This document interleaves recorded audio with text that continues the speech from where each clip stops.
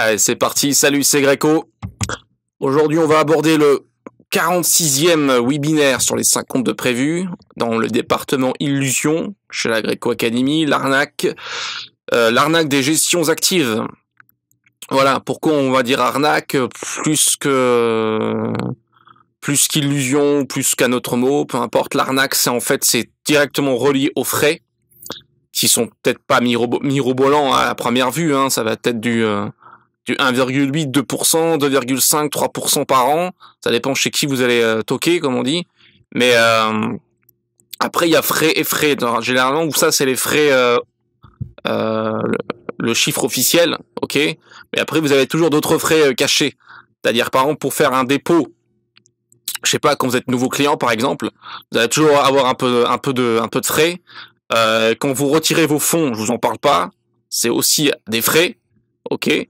Donc ça, je pars du principe que vous allez taper à la porte d'un fonds en Europe, mais si vous entendez parler d'un fonds américain, vu qu'il y en a pas mal chez eux, vous allez peut-être être intéressé d'investir chez eux. Donc ça va être libellé en dollars, donc vous allez encore avoir des frais au niveau du change, un peu comme avec l'affaire eToro, hein, vu qu'ils sont libellés en dollars. Donc quand vous faites un dépôt chez eToro par exemple, ou un retrait, vous avez toujours un peu de frais parce que à cause du change. Voilà. Et puis s'ils prennent une petite commission, bien sûr, comme un peu tous les boîtes de ce genre. Ok. Donc l'arnaque des gestions actives. On va aborder bien sûr avec les gestions passives, bien sûr, même si les frais sont dérisoires parfois, vu qu'ils font que l'ETF généralement. Ok. Parce que vous pouvez trouver quand même des frais à partir de 0,25% par an quand même, donc c'est vraiment c'est bonnard comme on dit, mais bon, vous allez voir qu'il y a pas mal de manips, pas mal d'astuces pour éviter d'avoir ces frais, en passant notamment les ordres vous-même, puisque généralement tout ce qui concerne gestion passive, les gars ils se font pas chier, hein, généralement d'ailleurs c'est automatisé pour tout vous dire. Ils vont se mettre sur, je sais pas, puisqu'on est en France, ils vont prendre du Lixor CAC 40 par exemple. Et donc l'ETF, son but, c'est de suivre la perf de l'indice, donc du CAC 40, point par point, enfin si on veut, hein, bien sûr, tous les jours. Donc si le CAC à la fin de 2020, il a pris, je sais pas, 22%, l'ETF généralement, il est entre plus 19 et plus 24-25. Voilà. Soit il surperforme légèrement, soit il sous-performe légèrement, soit il est vraiment dans la fourchette pile poil 22, 21, 21,5, 22. Si le CAC bien sûr a pris 22% en 2020, ce que je doute d'ailleurs. Bref, donc voilà. Si c'est pour juste passer, c'est ce que je veux dire, si c'est pour juste passer un seul ordre dans l'année, donc prendre un ETF au 1er janvier et le clôturer le 31 décembre, vous allez sur un compte comme eToro par exemple, où il vous propose de l'ETF en levier 1, je tiens à le préciser. Donc, qui dit levier 1, dit aucun intérêt puisqu'il n'y a pas de levier. Ok.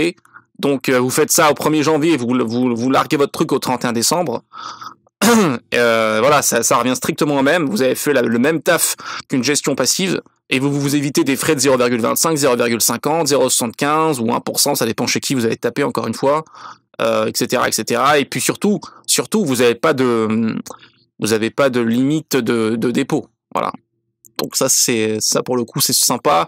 Donc ouais, j'ai dit l'arnaque des gestions actives parce que on va voir après un ou deux sites que j'aime bien. Donc on va faire pas mal de théories, hein. Là, pour le coup il n'y a pas vraiment de pratique, hein, puisqu'on parle juste de gestion active ou passive. Et on va voir un peu les statistiques des gestions actives face aux gestions passives, ou sur à peu près un sondage. Une étude qui a été faite par des Américains notamment sur à peu près 40-50 ans de marché. Il y dit que à peu près 80 à 85% des gestions actives ne font pas mieux que les passives. Ok, c'est-à-dire qu'elles n'arrivent pas à battre le marché. Voilà. Donc juste petite parenthèse, hein, dans l'investissement, vous avez normalement deux catégories. Hein, je vulgarise un peu la chose. Hein. Vous avez soit la gestion active, donc c'est généralement des hedge funds qui ont pour but objectif de battre le marché.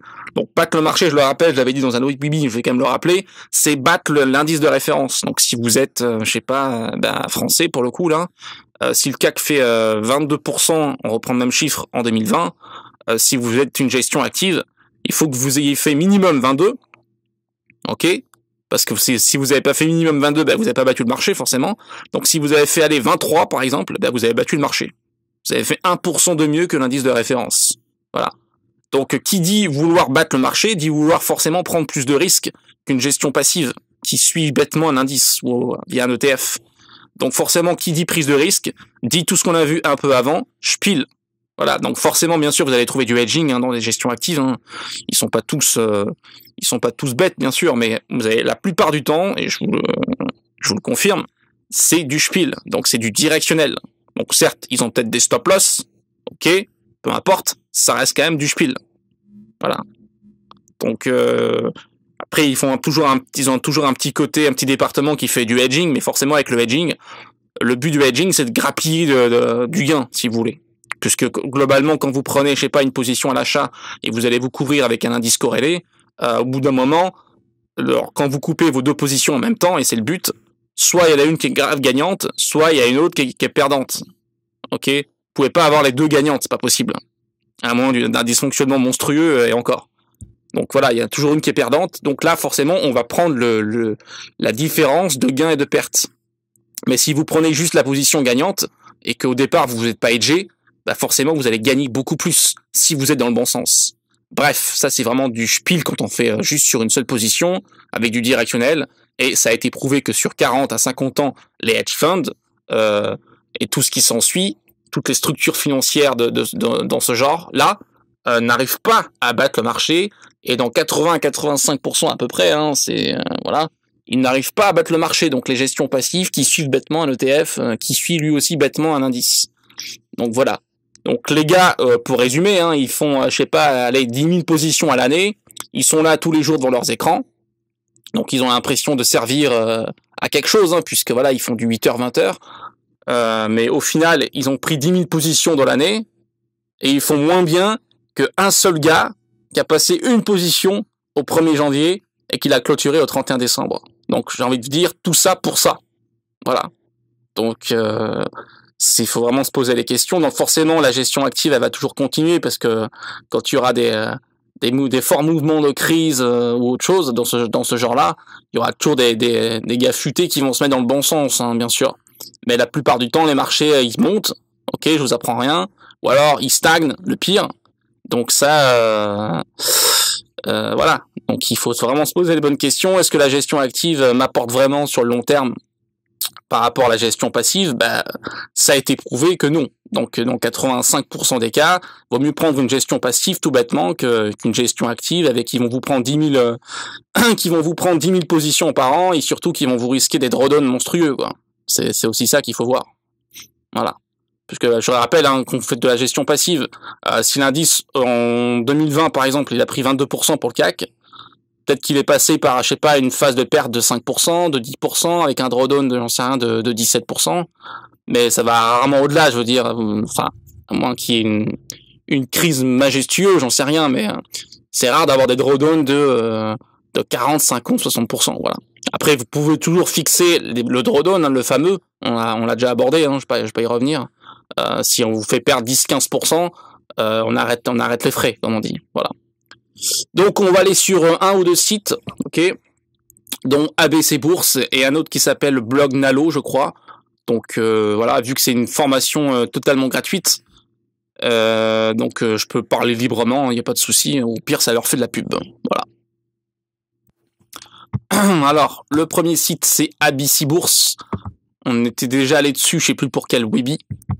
Donc moi j'aime bien ce site-là. Donc on va lire un peu, on va peut-être pas tout lire, mais on va lire les grandes lignes. On va un peu détailler la chose parfois. Donc pourquoi je dis arnaque gestion active? Premièrement, avant qu'on commence la théorie là, premièrement, dans 80-85% des cas, les gestions actives ne font pas mieux que les gestions passives qui, elles, vous prennent des frais dérisoires.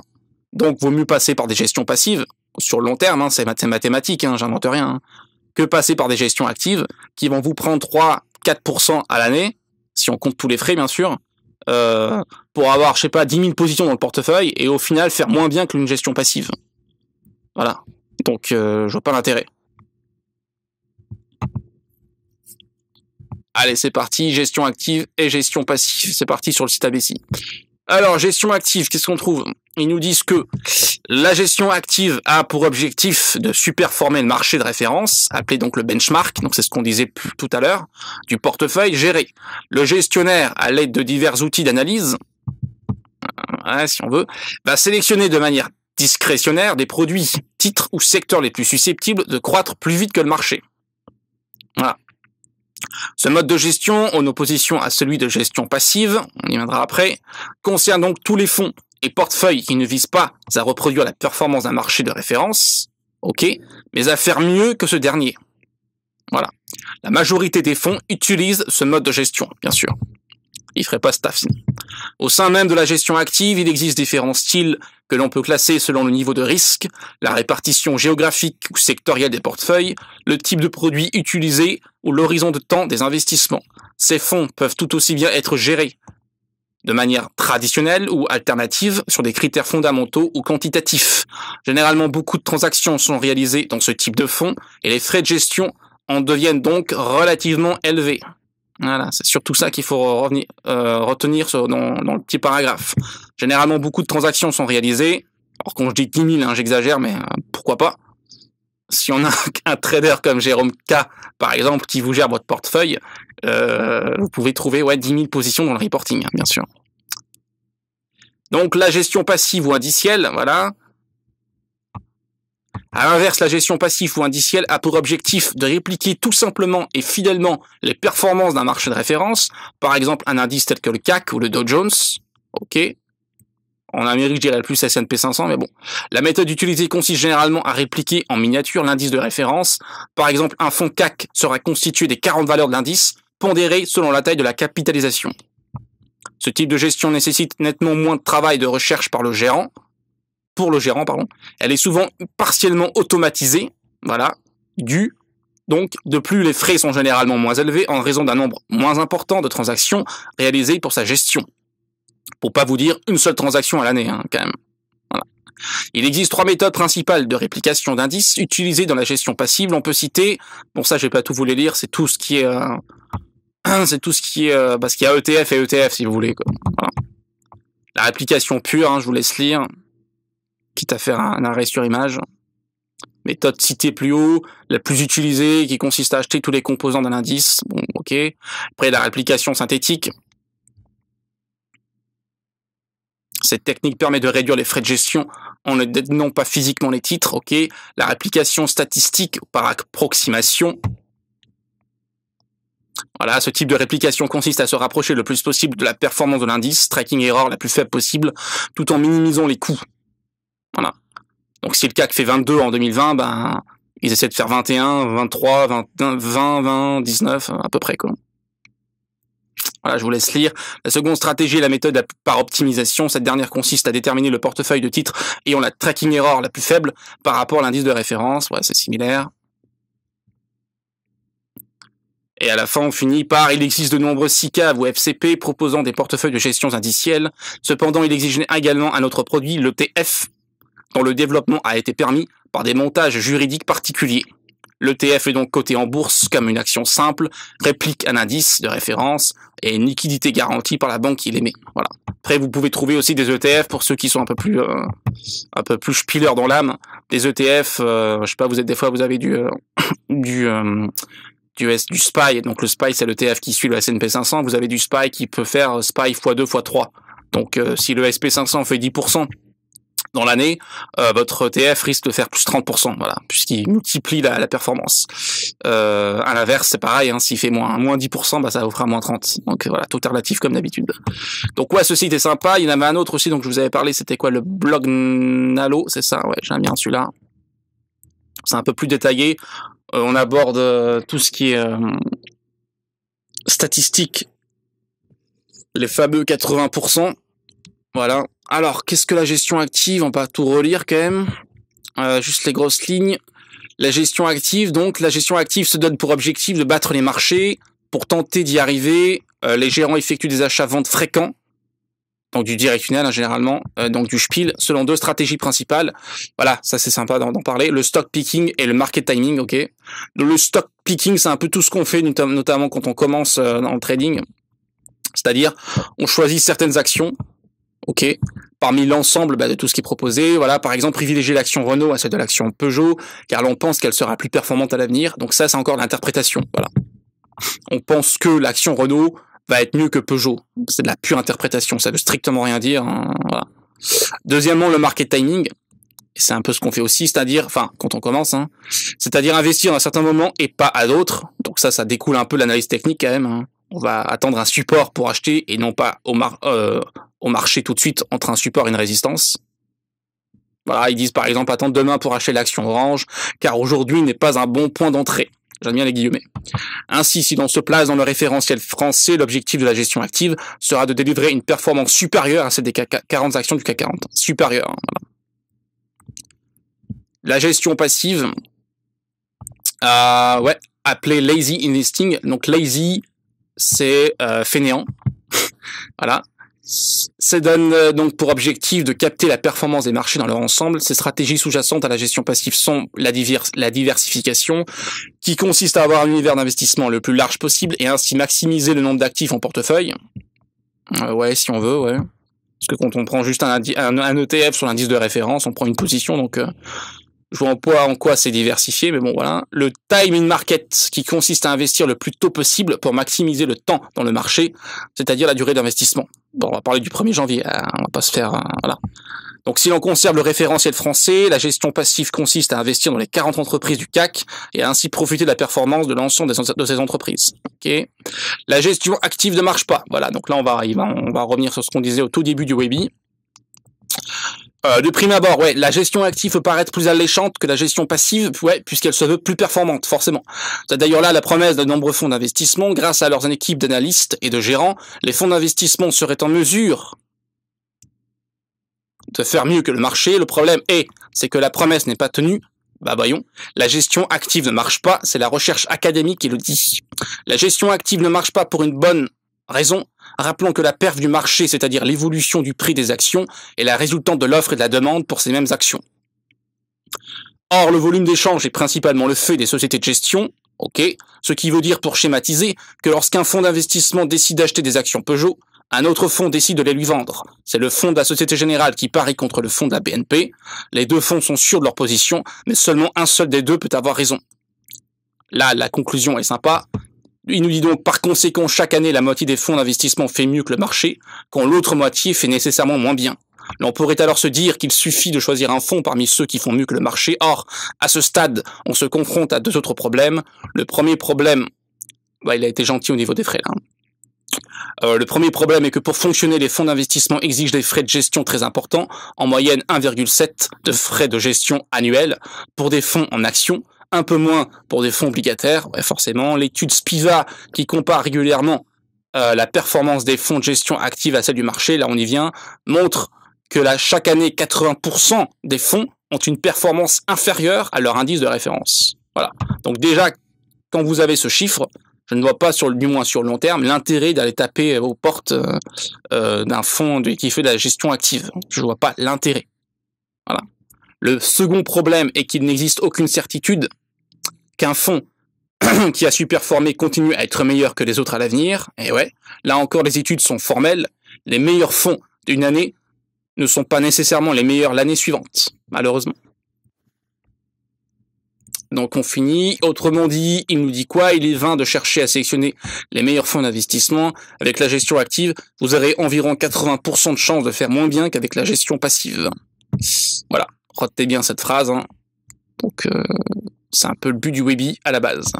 Une autre option qui pourrait venir en tête à ceux qui se sentent l'âme d'un trader, et là, c'est là où on va diverger, serait de gérer activement un portefeuille de titres par eux-mêmes, mais pensez-vous franchement pouvoir faire mieux que des pros expérimentés et dont c'est le métier à plein temps? Alors moi, du moins de ce que j'ai vu, franchement, il y a pros et pros. Il y a vraiment les pros qui sont là depuis 30-40 ans, qui sont des vrais passionnés, qui font beaucoup de hedging, et pas n'importe quel hedging, au niveau des options notamment. Donc ils vont pas acheter des options quand ils sentent qu'il n'y a pas de volat ou qu'il y a pas que le calendrier est faible. Ok, Et à l'inverse, quand il voit qu'un calendrier est plein d'événements forts et que la tension de l'actualité du monde en ce moment est très fébrile, comme en ce moment d'ailleurs, ils vont plus prendre des achats d'options pour jouer sur la volate. Donc voilà, il y a pro, et après il y a des pros qui sont certes, ils sont très diplômés, donc ils sortent des écoles, tout ce que vous voulez, mais ils font les trucs basiques qu'on leur a appris, donc ils vont prendre de l'ETF, hein, je parle notamment pour la gestion passive, et puis ils vont pas se faire chier les mecs. Donc ce qu'ils font, on peut très bien le faire nous-mêmes. Donc voilà, il y a pro, hein, bien sûr. Donc on finit de plus, si en fonctionnant ainsi, vous pensez éviter les frais de gestion des fonds, ce n'est que pour mieux payer des frais de courtage, qui réduiront d'autant plus votre performance à chaque achat-vente. Ça, je suis d'accord pour la plupart des brokers. Là encore, je vais pas encore faire la pub, même si ça y ressemble drôlement. Mais par exemple, on l'a déjà abordé, hein, dans le département broker, je crois. Vous faites de la gestion passive. On va juste parler de passif pour l'exemple, sur un ETF sur eToro par exemple, encore eToro. Donc eux, ils vous proposent du levier 1. Ok, donc qui dit levier 1 dit aucun intérêt puisqu'il n'y a pas de levier. Quand je dis intérêt, c'est pas, vous m'avez compris, hein, des rollovers, overnight, tout ce que vous voulez. Donc s'il n'y a pas de levier, ben voilà, il n'y a rien du tout, il n'y a pas de frais overnight. Donc vous pouvez garder votre position 1 an, 2 ans, 3 ans sans avoir des frais. Attention aux frais d'inactivité, par contre, voilà, c'est juste la parenthèse. Donc voilà. Donc frais de courtage qui par ailleurs sont bien plus importants pour un investisseur particulier pour une société de gestion. Là, on est d'accord encore une fois. Voilà. Qu'est-ce qu'il nous dit? Je savais même pas que ça continue en plus. L'efficience, limiter les frais. Ah oui, ça, je l'avais vu, ouais. Donc ouais, on va l'aborder quand même, c'est sympa. Sur une année, on dirait pas que les 2% vont vous impacter, mais c'est vrai que quand vous avez un horizon de temps, je sais pas, vous commencez à investir à 25-30 ans, donc vous allez vivre peut-être jusqu'à 80-90 ans, c'est toujours bien de faire le calcul sur toutes ces années quand même. Donc lui, il nous prend un exemple de frais de 2%, donc il est gentil, hein, pour pas dire plus. Donc ouais, limiter les frais, l'ennemi de la performance, bien sûr. D'où le Webuy, l'arnaque, la gestion active quand même. Vous payez des frais, donc ouais, lorsque vous investissez via un fonds d'investissement. Ces frais sont un pourcentage du montant de votre épargne et pas seulement sur la plus-value. Ainsi, un fonds qui génère une perf moyenne de 8% par an, mais dont les frais sont de 2, ne vous versera in fine que 6%. Et oui. Et si une année sa performance est négative, disons moins 2, bah votre épargne baissera de 4. Donc que vous soyez gagnant ou perdant, ils vous prennent du frais. Après, je sais de sources sûres qu'il y a pas mal de fonds qui proposent juste de prendre les frais quand il y a performance. Voilà, c'est un peu là à leur risque et péril, mais ils s'y engagent. Donc là, pour le coup, ça peut être sympa. Mais ils sont pas beaucoup. Donc de tous ces frais, il faut être vigilant. Le graphique ci-dessous montre la performance qu'on obtient lorsqu'avec un investissement qui rapporte 8% par an et le même investissement avec 2% de frais, soit une perte de 6% par an. Pour un placement de 100 000 euros, 25 ans plus tard, la différence se chiffre à plus de 200 000 euros. Et ouais. Donc si vous font 8% par an avec sur 100 000, ça vous fait donc 8 000 euros, moins les 2 000 euros qu'ils vous prennent en frais, ça vous fait juste 6 000 euros. Quoi. Donc 2 000 euros tous les ans sur 25 ans, bah, ça fait chez moi 50 000 euros quand même. Voilà. Ouais, impact 2% des frais de performance de l'investissement, ça on a vu. Donc ouais, là, il fait une référence sur la gestion passive. Heureusement, la marge de réduction des frais est importante. En effet, il existe des fonds d'investissement spécifiques appelés ETF, dont les frais sont jusqu'à 20 fois inférieurs aux fonds d'investissement traditionnels. Voilà. Mais vraiment, pour le travail qu'ils font généralement avec 1 ou 2 positions dans l'année, vous le faites vous-même sur un compte sur eToro, par exemple, avec en levier 1, donc vous avez aucun frais, ça revient strictement au même. Voilà. Ok. Gestion passive, ouais, il y revient. Est-ce que c'est bien ou pas, ça? Ouais, il nous parle d'OPVCM, de SICAV, FCP. Voilà. Ouais, traditionnellement, ces fonds sont gérés de manière active et les frais qu'ils prélèvent sont élevés. 2% en moyenne, on va dire, plus qu'un 7. Or, nous l'avons vu, cela n'est pas efficient. Eh oui. Les fonds indiciels ou ETF ont été créés pour contourner ce problème. Comme un fonds traditionnel, les ETF est un panier de titres financiers. Cependant, sa gestion est automatisée et son objectif est de capter la perte du marché. Pour cela, le fonds va tout simplement acheter l'ensemble des actions ou des obligations d'un indice boursier ou un ETF, carrément. Par exemple, un ETF CAC 40 va être composé des 40 entreprises d'indices. Voilà, tout simplement. La perte de l'ETF sera donc très fidèle à celle de son indice de référence, raison pour laquelle ils sont aussi appelés trackers, car ils traquent. Donc là où il nous dit les avantages d'une gestion passive, ETF présente 3 gros avantages, des frais réduits, voilà, comptés entre 0,10 et 0,5 de frais de gestion annuels, donc c'est super, même si vous pouvez avoir 0% comme je vous l'ai dit, en le faisant vous-même. C'est parfois 20 fois moins qu'un fonds tradi, bien sûr. Une large diversification. Ok. Ça, c'est sympa aussi. Une performance fidèle au marché. Alors qu'avec les fonds traditionnels, vous aviez 80% de chances de sous-performer le marché. Avec l'ETF, la performance est très fidèle à celle de l'indice de référence. Vous n'aurez donc pas de mauvaises surprises. Et ouais, faut quand même vous mettre les chiffres de votre bon côté, pardon. Ça sert à rien d'aller avec un, comment on appelle ça, avec un pourcentage de réussite de 20%. C'est ridicule. Voilà. C'est comme si vous jouez à la roulette, vous mettez 10 € sur le rouge, et on vous dit, bon, par contre, monsieur, si le rouge il tombe, on vous paye juste 2 €, et pas 10 €. Ah, d'accord, ok. Vous pensez vraiment que vous pouvez gagner sur le long terme? Bah, même sur une fois, c'est mort, quoi. Donc je vois pas l'intérêt de faire ça, quoi. Mais bon, libre à vous après. Finalement, les ETF présentent tous les avantages de l'investissement passif que nous évoquions tout à l'heure. Un ETF n'a pas d'équipe de gérants, mais il permet de capter l'intelligence collective de tous les gérants de la place. Voilà. À titre de comparaison, je sais pas si vous avez vu, il y a un reportage sur YouTube qui circule de Arte, qui font des très bons docus. Pour moi, c'est les meilleurs d'ailleurs. Donc c'est un documentaire de 1h30, 2 heures, je sais plus, sur BlackRock. Donc BlackRock, c'est le numéro 1 dans le monde. Pourquoi? Parce que leur produit star, pardon, c'est l'ETF. Voilà. C'est l'ETF, et ils ont en gestion, je sais plus combien ils ont, ça évolue tout le temps, je crois qu'ils ont à peu près 7 000 milliards de gestion d'actifs. Ok, 7 billions. Donc c'est les number one. Voilà. Donc c'est pas pour rien que les gestions passives surperforment aussi, du moins sur le long terme, les gestions actives. Donc les gens, la plupart, visiblement, ne sont pas bêtes, puisqu'ils foutent leur argent chez BlackRock, par exemple, pour faire de l'ETF. Voilà. Après, ça présente aussi un certain risque systémique. Je vous invite à voir le documentaire sur Arte, sur YouTube. Hein. Vous tapez BlackRock Arte, vous allez trouver, c'est vraiment un docu très bien fait, comme d'habitude. Et il parle de long...